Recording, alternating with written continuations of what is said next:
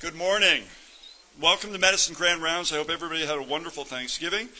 I'm actually not going to give my usual introduction today because I'm going to get out of the way for the person who's going to introduce our guest speaker today, Dr. O'Connor. Jim Sossman is a professor in our department and is a medical director for the UW Health HIV/AIDS Comprehensive Care Program, as well as other initiatives within the state and throughout the nation and world in terms of HIV.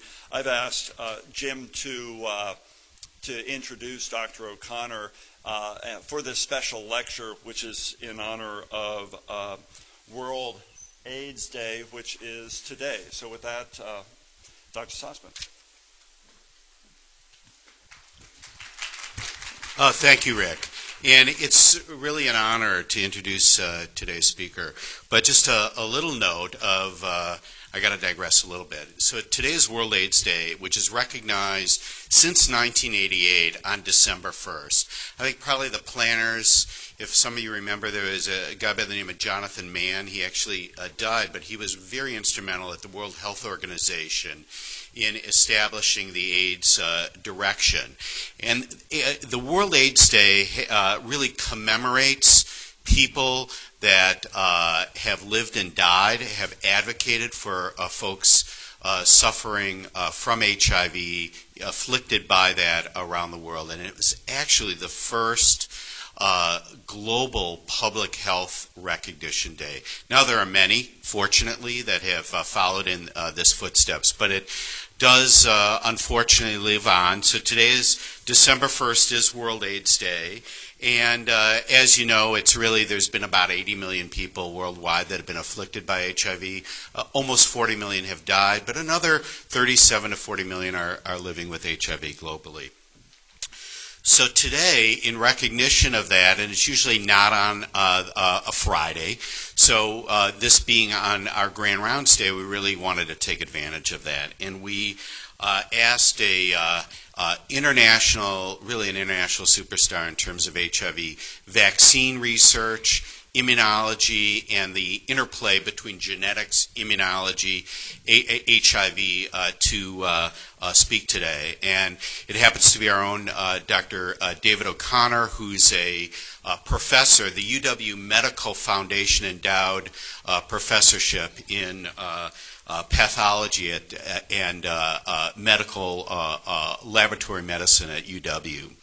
And Dave actually started out at University of Illinois, did his undergraduate degree in the biology honors program, which is really a well-known program at U of I in Champaign, and then came here for graduate school, did his doctoral work and then postdoctoral work, and we were fortunate enough to keep him here, though everyone at a lot of places was trying to recruit him away. Dave, from the get-go, has had an incredibly prolific lab. To date, he's had over 180 publications where he's been senior or co-author or first author on in peer-reviewed manuscripts, some in the highest impact journals, and really has brought in over $20 million in direct funding, at least, to UW as the principal investigator, let alone co-investigator. I didn't even add up all those millions that he's participated in. And has collaborators all over the world. There's one note I've got to speak out because I think it just shows, besides him being a very keen scientist with a great mind, he's also, I guess in this day and age, we'd probably call him an activist scientist in our way, in a modest Wisconsin way. But really, about a year or two ago, he's got colleagues, very good colleagues in Brazil, that he goes down and teaches a course, and they've been collaborating for years.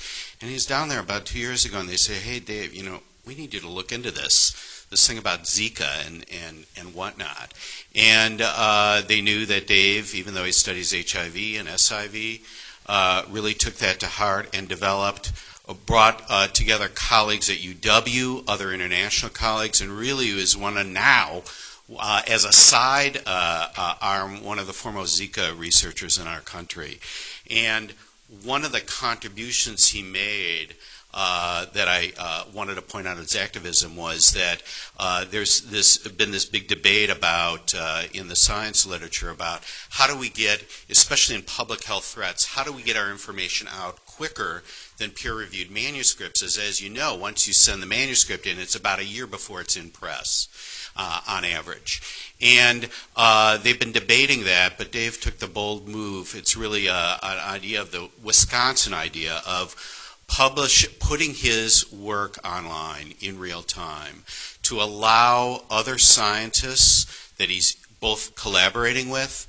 I think the public can get access and see the results of experiments in real time, actually before it's peer reviewed. You might say that's heresy. That's risky because other people can steal data, but I think that it really reflects his idea that, other scientists need this sooner than we can actually get it into press. And the New York Times did an article on him regarding that. So without further ado, let me introduce Dr. David O'Connor, who's going to talk to us, as you can see, about halfway there and living on a prayer, assessing the HIV epidemic today. Thank you.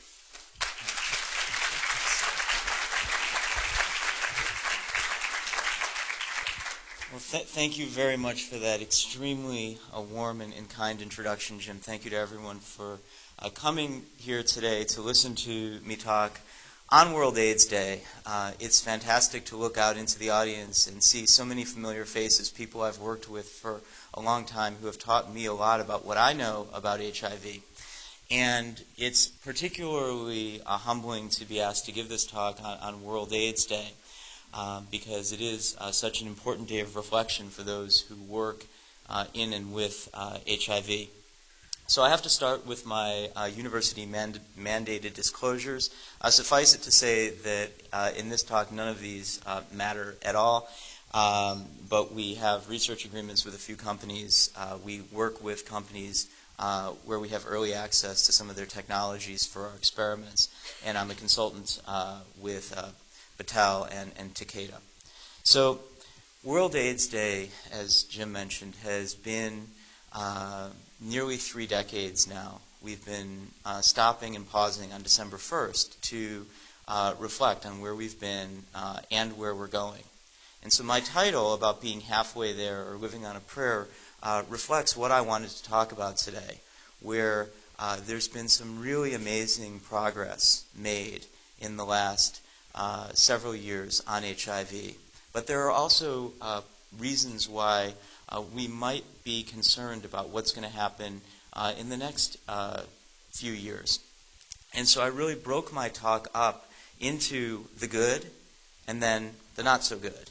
And my hope is that when we leave this presentation, everyone in the room, no matter how experienced you are with HIV, and looking out in the room, I see that there's a lot of people who are very, very experienced, are going to learn at least 3 new things that you didn't know when you came into the seminar today. And so that's my central outcome for this presentation. Now it's important to note that World AIDS Day isn't just a day for scientists or clinicians, but it's become a newsworthy cultural day of reckoning as well. So if you look at CNN.com, if you look at other major news sites today, you will see stories about HIV, about the issues that confront people with HIV and HIV-affected communities. But it's also been a remarkable day to praise the work and the cultural advocacy that's accompanied the HIV epidemic. And I think nowhere is this more clear than in some of the gains that have been made by the LGBTQ community in the last several decades. And I took this picture earlier in the week in Melbourne, Australia, so I apologize if I'm still a little bit jet-lagged.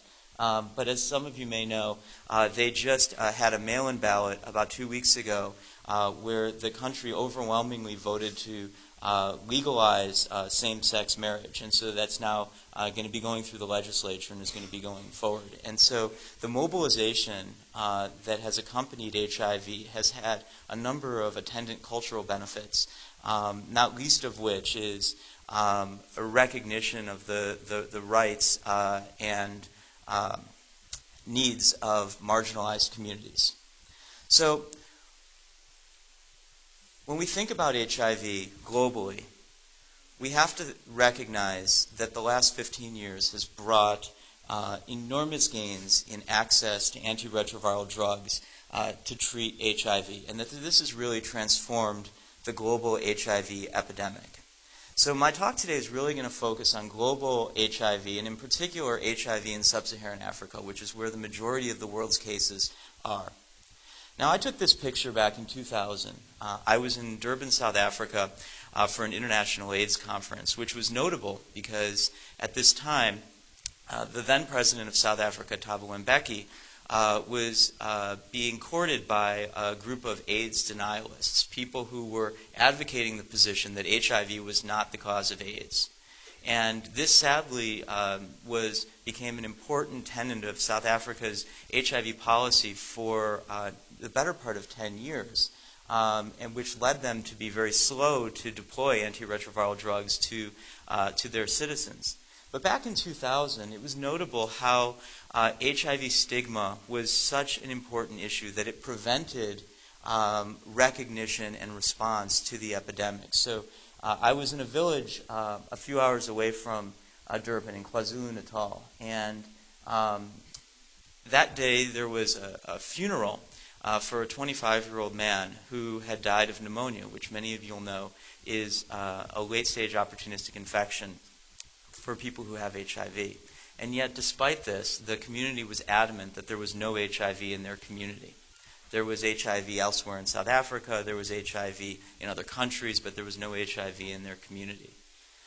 And what I think we've seen in the last 17 years is just an enormous breakthrough in the reckoning and recognition of HIV. And this has been due to the enormous hard work of people who are living in these communities. It's also due to the hard work of people from around the world who have worked tirelessly to bring education and awareness to communities throughout the world. And with this, I want to do something that might be a little unusual and stop and say that I learned that today is the last day of Susan Gold, a nurse practitioner who's here. She's in the audience. She's in the middle. Susan, can you stand up for a second? So of the people who I've worked with, Susan is one of the most inspirational, and she's been working in Kenya and now in other places as one of these just amazing, amazing individuals who have given tirelessly to HIV. And so I want to make sure we give her a round of applause for her contributions.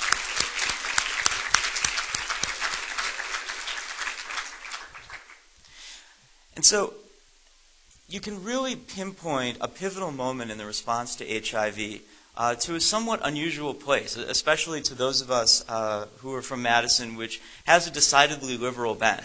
And that moment was in the 2003 State of the Union address by George W. Bush. And I thought I would actually show it in its entirety to show how this pivotal moment unfolded. If my video will work. Today, on the continent of Africa, nearly 30 million people have the AIDS virus, including 3 million children under the age 15. There are whole countries in Africa where more than 1/3 of the adult population carries the infection. More than 4 million require immediate drug treatment. Yet across that continent, only 50,000 AIDS victims, only 50,000, are receiving the medicine they need. Because the AIDS diagnosis is considered a death sentence, many do not seek treatment. Almost all who do are turned away. A doctor in rural South Africa describes his frustration. He says, "We have no medicines. Many hospitals tell people, you've got AIDS. we can't help you. Go home and die. In an age of miraculous medicines, no person should have to hear those words.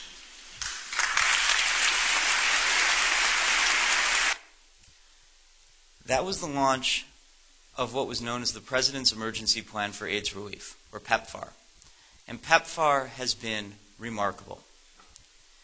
In 2010, I was in rural Uganda. You can actually see Jim Sussman. He's over there. And my other colleague, Tom Friedrich, who's been my partner in crime for more than 20 years. And we were here in a rural village at a health event that was being put on by a local pediatrician. And one of the things that I thought was truly remarkable about this night was that when it came time to talk to us, to introduce us, these strange white guys in the midst of this village, we weren't introduced as professors or researchers or doctors or any of that. We were introduced as the taxpayers whose money was supporting the HIV drugs that were allowing people in this community to live. It was a remarkable moment. Jim, do you remember that?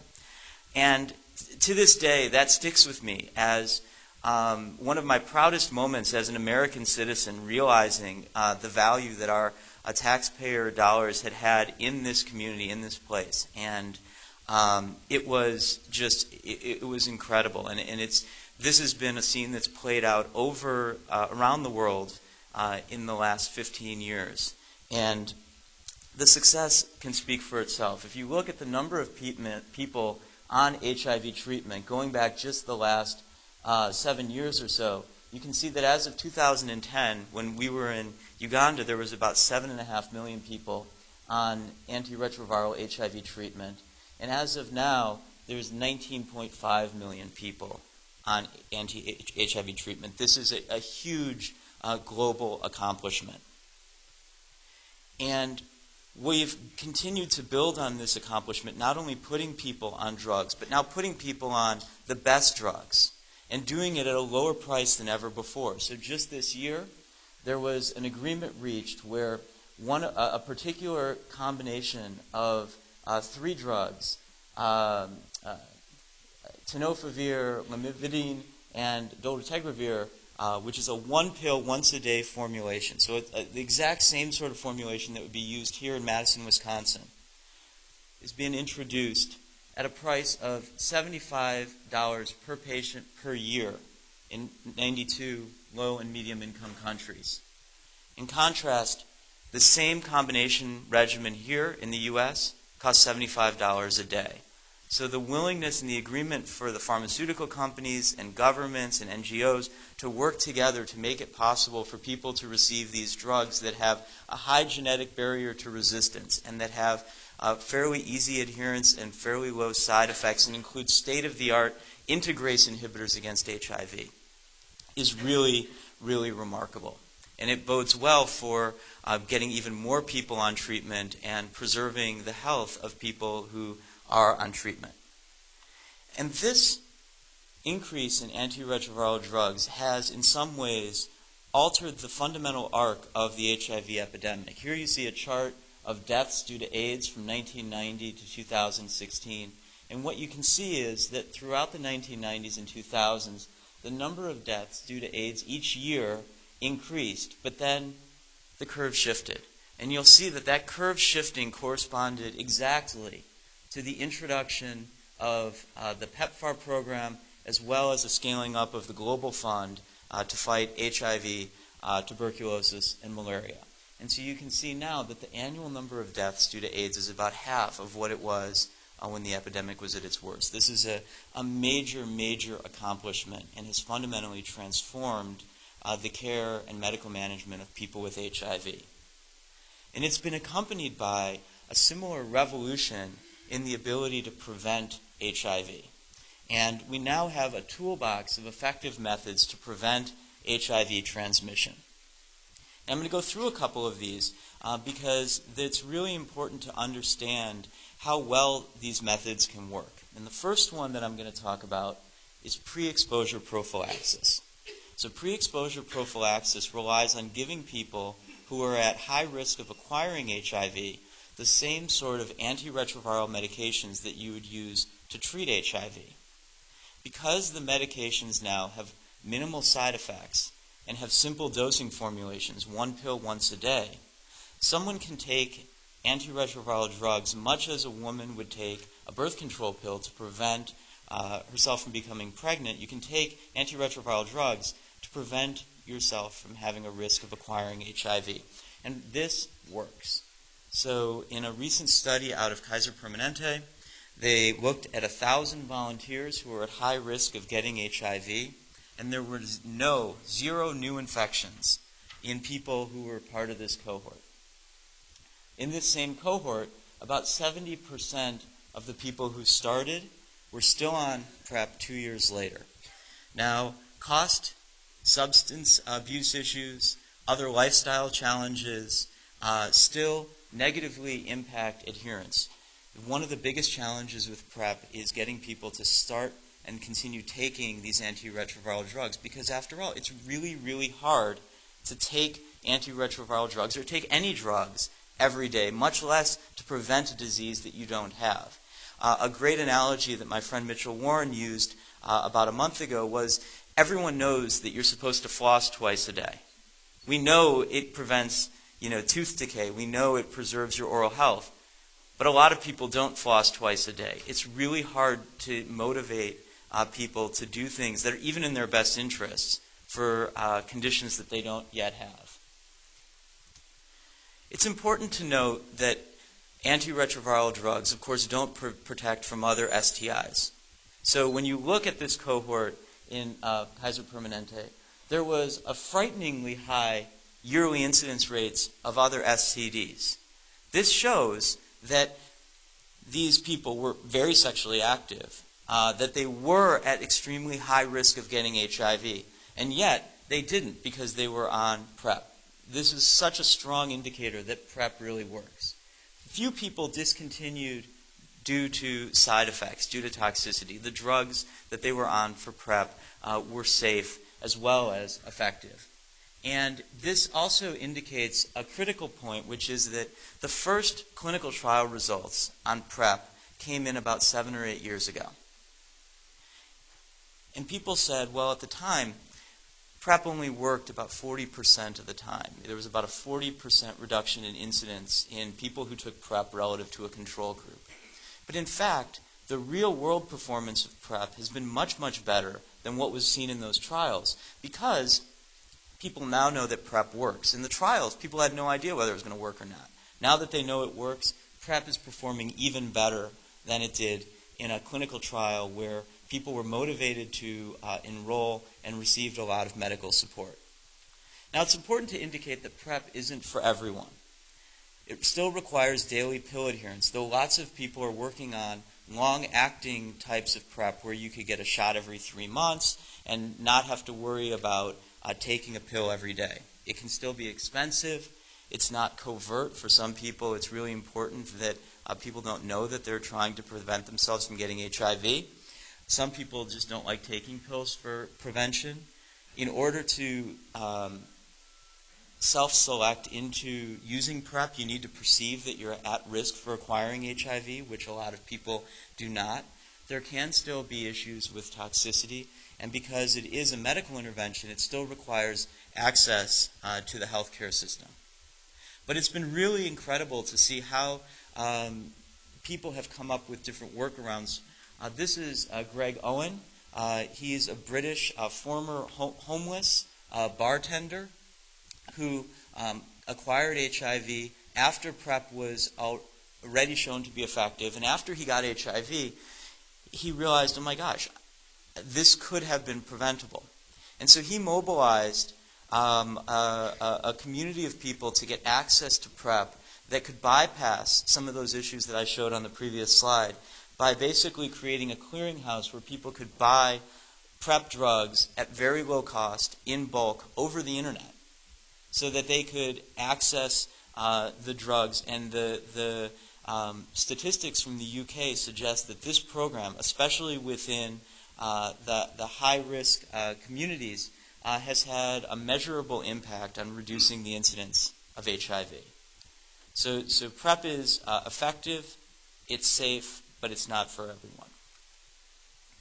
In sub-Saharan Africa, voluntary medical male circumcision is also an incredibly important part of the HIV prevention toolbox.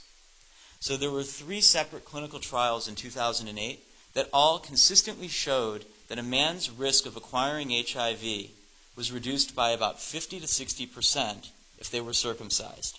And so this has led to a scale-up of adult voluntary medical male circumcision programs to take men who are at risk of getting HIV and getting them circumcised.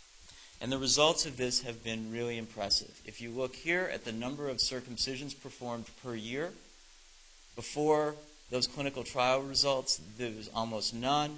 And you can see that there's now been a scale up to between 2 and 3 million circumcisions per year in these priority countries. So now nearly 15 million people have been circumcised. And this means that we're on our way to a goal of getting more than 21 million people circumcised, which would reach a target of getting 80% of the adult males in these countries where HIV is quite prevalent, circumcised within the next several years. We know that HIV treatment with antiretroviral drugs is incredibly effective for people who have HIV.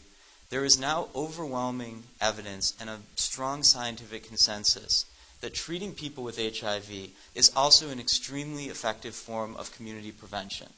And this is frequently termed treatment as prevention. And so in an excerpt from a CDC Dear Physician letter that was published in September of this year, I draw your attention just to this piece at the end, that people who take antiretroviral treatment daily, as prescribed, and achieve and maintain an undetectable viral load have effectively no risk of sexually transmitting the virus to an HIV-negative partner. In other words, if someone is on HIV treatment and that treatment is working as intended, their risk of transmitting the virus to others, to propagating the epidemic, is virtually zero.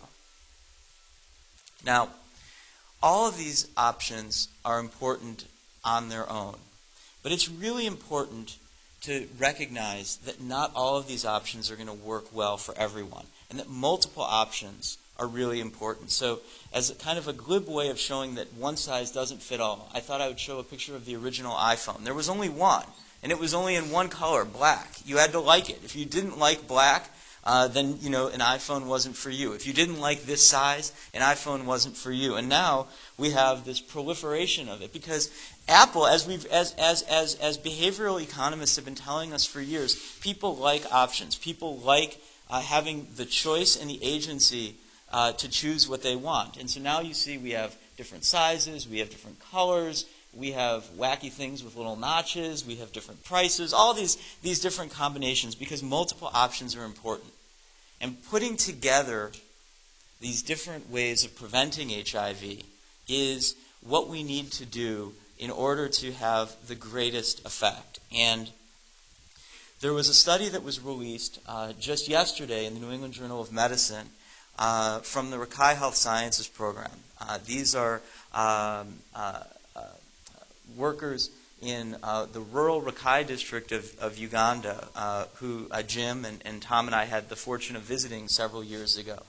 And they've put together a really incredible program for more than 20 years where they've embedded first world medical and research infrastructure into an area that is deeply impoverished. And they've used this infrastructure to really understand how the epidemic is working in Africa and then acting as sort of the leading edge of testing these different interventions.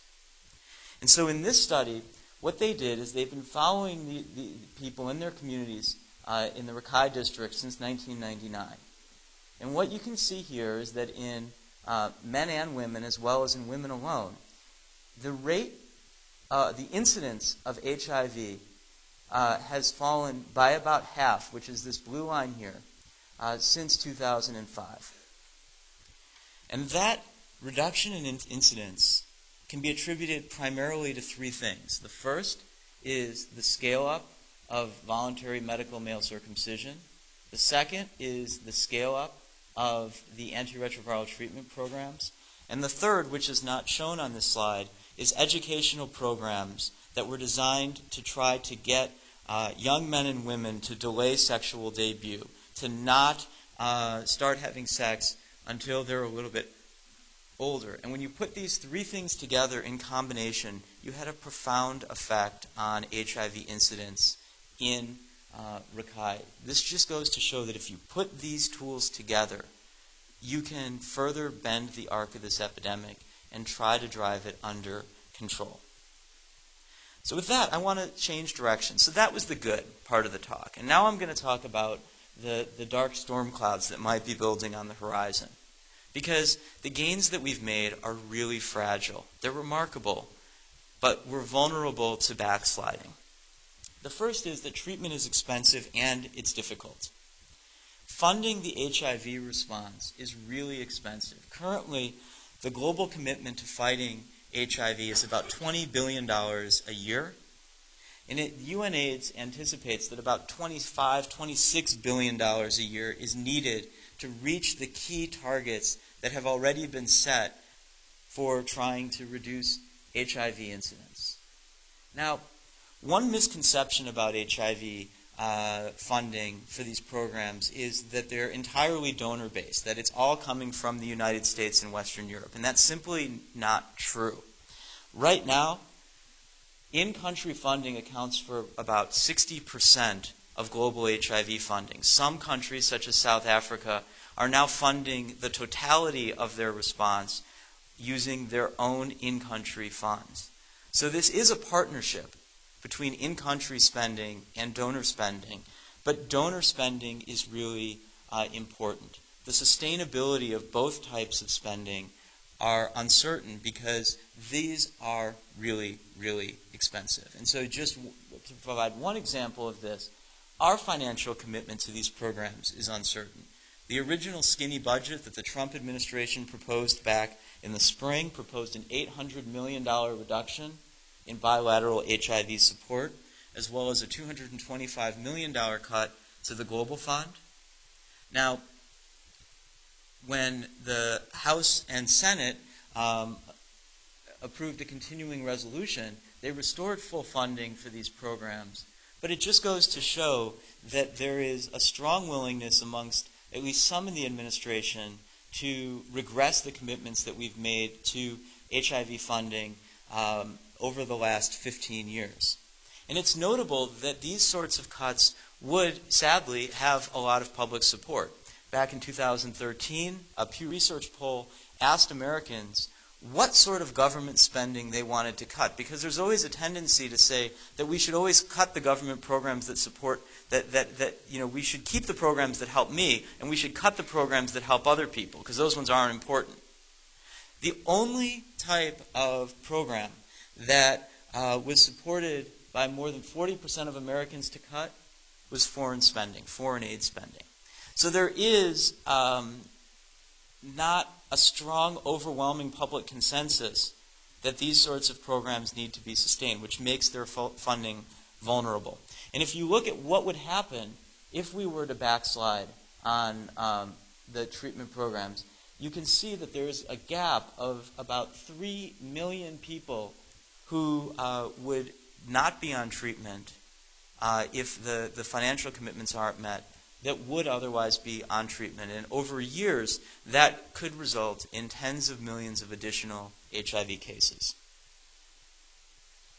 The most difficult to reach populations are the people who are at highest risk of getting HIV. So if you look at the key vulnerable populations, so people who inject drugs, men who have sex with men, sex workers, transgendered people, and their sexual contacts, collectively, they account for about 45% of all new HIV infections. Now, it's important to note that this still means that the majority of new infections are not in these subgroups. So you can't simply look at these subgroups and say they are the HIV epidemic. But nonetheless, they are a really important target population.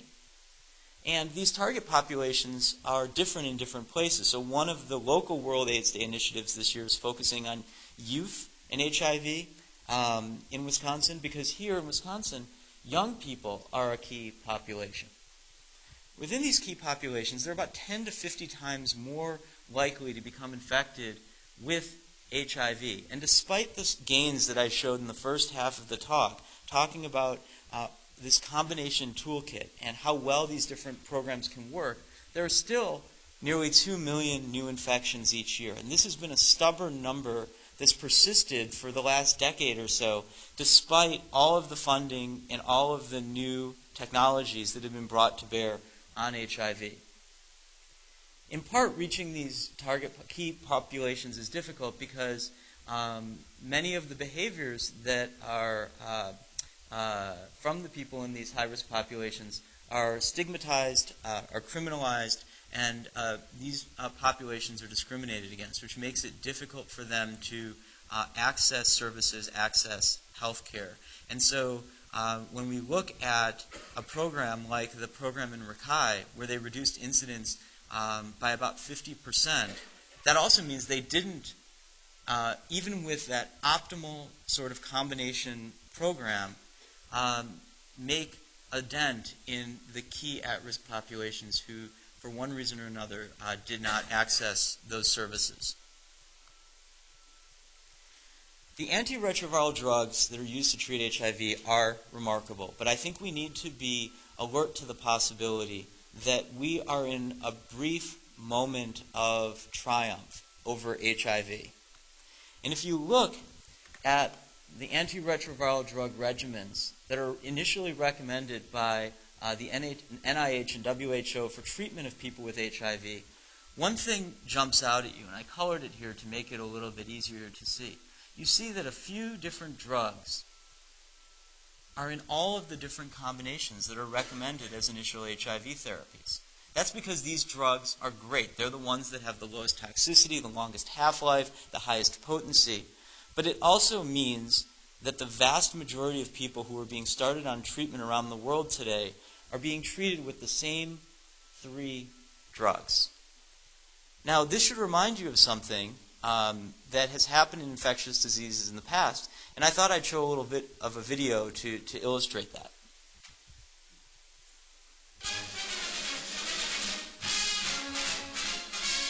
Industrial monument to the miracle drug. Mass production penicillin plant at Terre Haute, Indiana, one of many where the life-saving medicine is now being manufactured wholesale. Tons of mold like that you've seen on spoiled foods are processed by rapid fermentation. The penicillin culture is then dehydrated. Each fermentation batch of 12,000 gallons yields about 15 gallons of concentrated penicillin.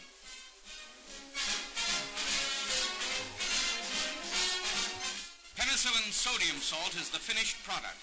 Each batch is tested for purity, New Zealand white rabbits serving as subjects. Upon how they react depends whether the drug can safely be used for battle casualties with pneumonia, meningitis, gas gangrene, and other wound infections.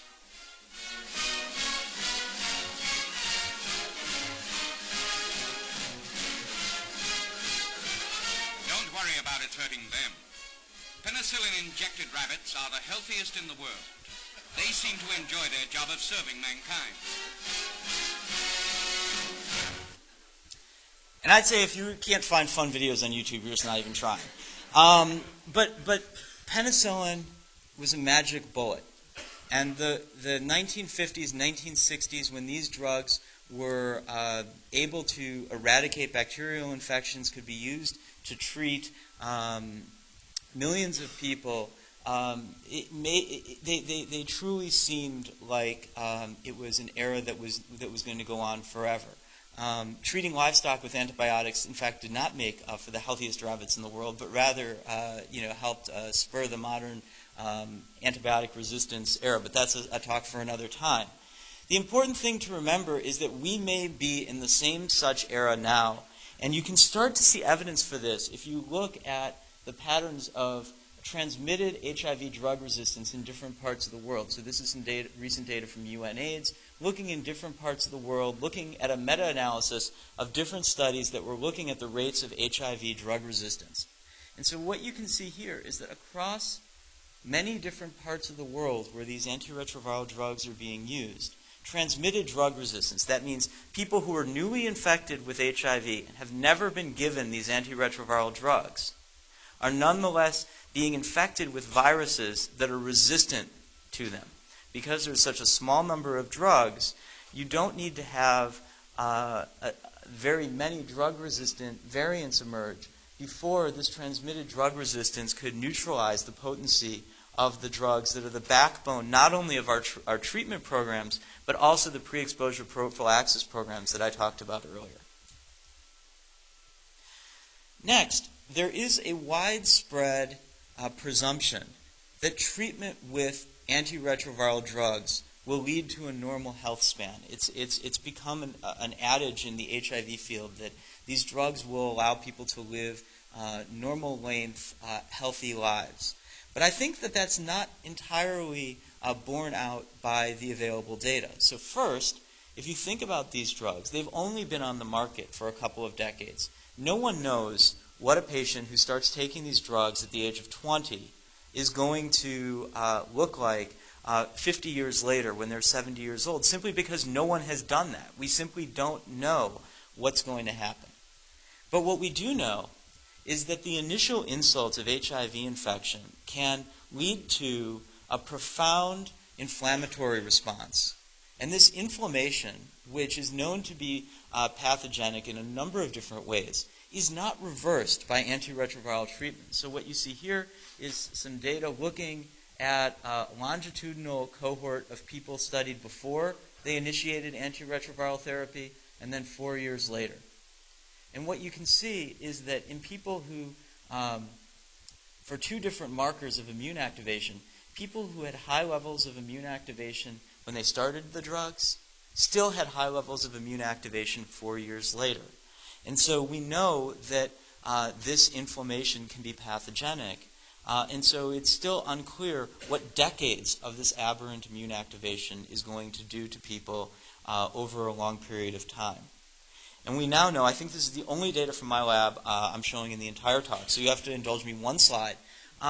So what we now know is that this happens very, very soon after infection. And so we can take advantage of timed infections of macaque monkeys with the closely related simian immunodeficiency virus to unpack the events that happen very early after someone is infected with the virus. And what you can see here in blue is the amount of bacterial products that translocate or move from the gut into the blood after someone is infected. In this case, after monkeys are infected with SIV. And what you can see is that by 8 days after being infected, there is a several order of magnitude increase in the flux of these products into the blood, which is going to trigger a profound inflammatory response.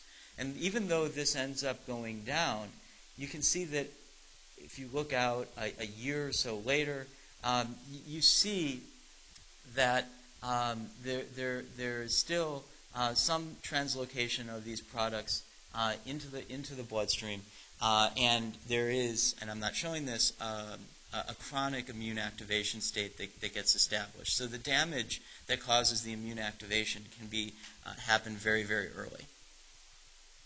So one interesting way to think about what might come next in HIV therapy is thinking about ways of trying to dampen down this immune activation.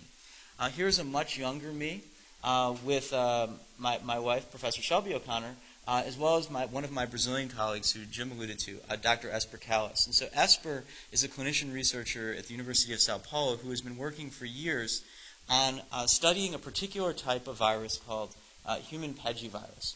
Now, human PEGI-virus is interesting because people who are infected with human PEGI-virus have lower levels of immune activation than people who are uninfected with human PEGI-virus. Now, this is particularly interesting because in studies that have been going back now 15 years or so, there has been a consistent observation that people who are co-infected with HIV and human PEGI-virus have reduced all-cause AIDS mortality compared to people who are only infected with HIV alone.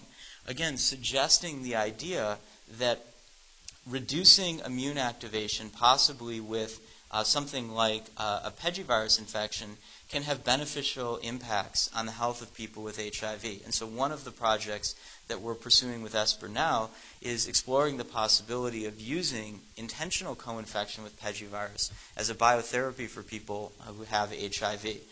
Though, as you can imagine, the Brazilian Ministry of Health, much like our FDA, is not too keen on the idea of deliberately infecting people with a virus, even though human pegivirus is extremely common.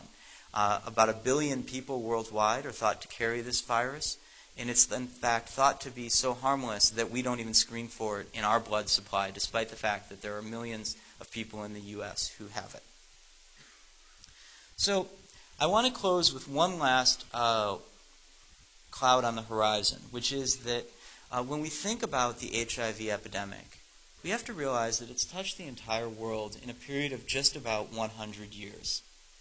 And in the timescale of human-virus interactions, this still makes HIV an extremely new virus. Here's a picture showing the origins of HIV.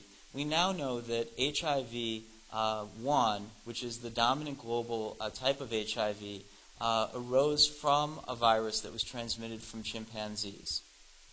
But we also know that there are people in the world who have been infected with HIVs that were derived from viruses that came from gorillas, in the case of HIV-1P and O. And we also know that there are people in the world, there's about 1 million people in West and Central Africa who have a separate type of HIV called HIV-2, which came from a type of monkey known as a pseudomangabey. Now, while you can make an easy case that chimpanzees are our closest relative, and so it makes a lot of sense that a chimpanzee virus could jump species barriers and infect people, it's not so true for the pseudomangabey. The pseudomangabey is one of dozens of types of African monkeys that all harbor their own species-specific simian immunodeficiency viruses. And yet, for reasons that we fully don't understand, this one particular virus from the pseudomangabey jumped in to people and infected 1 million people. But to the best of our knowledge, this isn't happening for the other SIVs. But I don't think that means that it couldn't happen. So I think we need to be open to the possibility that new types of HIV strains from some of these other non-human primate hosts could threaten human health in the future. And it's important to recognize that if this happens, we don't know what the pathogenesis of disease will look like. We already know that in people who are infected with HIV-1 and don't receive antiretroviral treatment, it's typically about 10 years to development of AIDS. So CD4 count less than 200, susceptibility to opportunistic diseases. In people who are infected with HIV-2, the progression is typically slower. It's about 20 years. But there's a spectrum of time to disease progression in other systems. We know that in SIV natural hosts, so the monkeys that are jumping around in the forest today, it's thought that being infected with SIV doesn't typically impact an animal's lifespan, and that these viruses seem to be non-progressive and they don't seem to cause disease. Conversely, if we take that same sort of virus that causes HIV-2 from pseudomangabees and instead infect macaque monkeys in the lab, disease can progress in 1 to 2 years. It happens very, very quickly. And so what we have to be open to is the possibility that at some point in the future there could be an HIV-3, an HIV-4, an HIV-5 that emerges from a non-primate host and threatens human health and causes AIDS on a timescale that's much more similar to what we see in Asian macaque monkeys. So, to close, I'm going to come back to the title. Are we halfway there, or are we still living on a prayer with all props to Bon Jovi? So, there have been tremendous strides made in HIV treatment and prevention. Reducing HIV burden globally will be expensive and difficult, but seems feasible with the toolkit that we have available. But these gains that we've already made and the programs that are underway now are fragile and may be easily reversed. But it's still important to remember that we're still in the infancy of this epidemic, and we continue to learn how this virus is behaving in people and in communities. So with that, I'd like to acknowledge the people who helped me with this talk, in particular Shelby, Tom Friedrich, Matt Reynolds, Dawn, helped me put this talk together, as well as all of the current and former lab members of mine at the AIDS Vaccine Research Lab here at UW. I'd really like to thank the people at UW Hospitals and Clinics, Jim, Ryan Westergaard, Marge Sutton. I would not be here today without the collaborative help that these people have provided me over the last several decades. Most of what I've learned from and about HIV comes from the generosity and insight that my colleagues here at Wisconsin have shared with me. I've been very fortunate to have a great network of collaborators who have taught me a lot about how HIV works in different countries around the world. So I'm my friend Esper Callas, Emil Curtinuri, Camila Romano, and Rodrigo Brigero in Brazil. My friends Stephen Kent and his colleagues in Australia, as well as Steve Reynolds, who's the medical director of the Rakai Health Sciences Program, and Tony Goldberg from here on campus, who's very active working in Kibale National Park in Uganda, and then all of the people who have funded the research to my lab. So with that, I will stop, and I think we have a couple of minutes for questions. Thank you.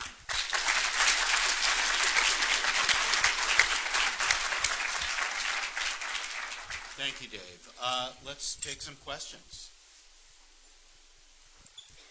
So before there are any questions, let's just see a show of hands. Did people learn at least 3 new things about HIV that they didn't know when we started? All right, excellent. So I accomplished my goal. Now, if anyone wants to keep their hand up and ask a question, I'd be happy to take one. Dr. Addington White.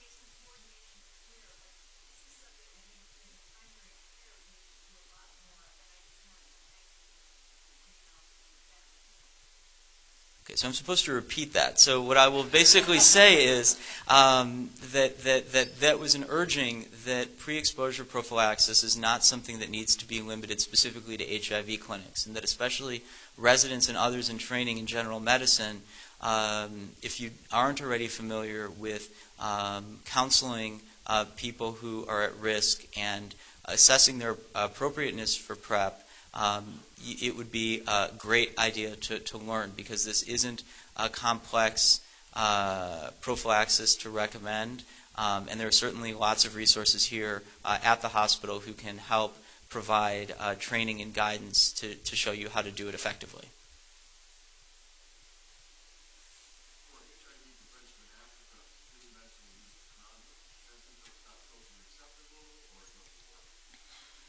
Yeah, so the question is, well, we didn't talk about condomization, especially with respect to prevention in Africa. And the question is, well, why is that? Is it because it doesn't work? Well, I think that we know that condoms are an effective barrier method for preventing HIV. But that's been known for several decades, and it simply didn't fundamentally affect the arc of the epidemic. Now, there's been a lot of behavioral research done on how to get people to accept condoms. One of the early pieces of work, which I find to be quite remarkable, is that giving away condoms tends to be somewhat counterproductive, because people don't value what they get for free. Instead, it's much better, and programs are much more effective, if small amounts of money are charged for condoms, because people then value them and are more likely to use them. So there are still a lot of programs underway trying to support and encourage the use of condoms, but it's fraught because a lot of people don't like to use them. It's a male-controlled way of prevention, so it doesn't give females agency to prevent their own HIV infections. Yet it can be extremely effective when they're used.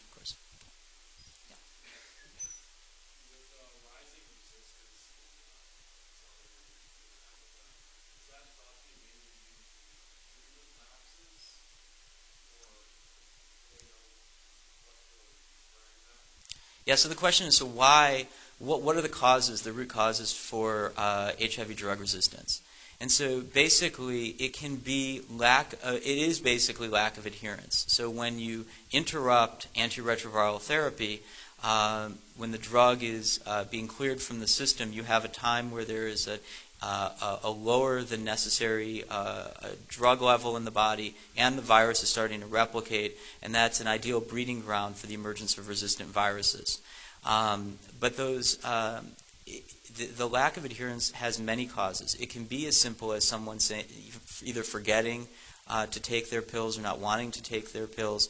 It can also be due to drug stockouts, where the pharmacies simply don't have the pills in stock. It can there are lots of reasons why adherence can be less than 100%. And so one of the most exciting developments in science right now is the evaluation of long-acting injectable antiretrovirals, where instead of needing daily adherence, you could get a shot periodically, every month, every 3 months, what have you.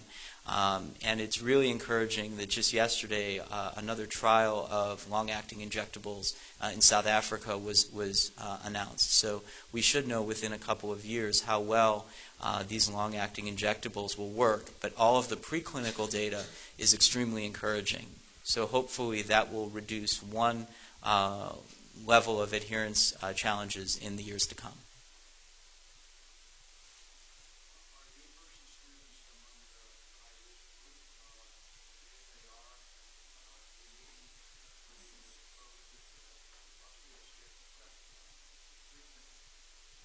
So the question is, are university students here among high-risk group for HIV, and what is the counseling for PrEP for those students? Well, the answer is it depends on the student. There are some students who would fall into high-risk groups and others who would not. And so this is where the importance of counseling for PrEP comes in. But I think I'll defer to Jim and ask how students could access PrEP if they were counseled to be in a high-risk group. You know, they certainly could through student health. So there are programs, people that have insurance, public and private, that can get this. A lot of it is, I think, what Dave alluded to. Some of the stigma, some of the covertness, concern about that. But students could certainly get it. And then we really have an issue in those groups that Dave mentioned that are the highest risk. Of people of color, men who have sex with men that are of color, that really have barriers to getting access.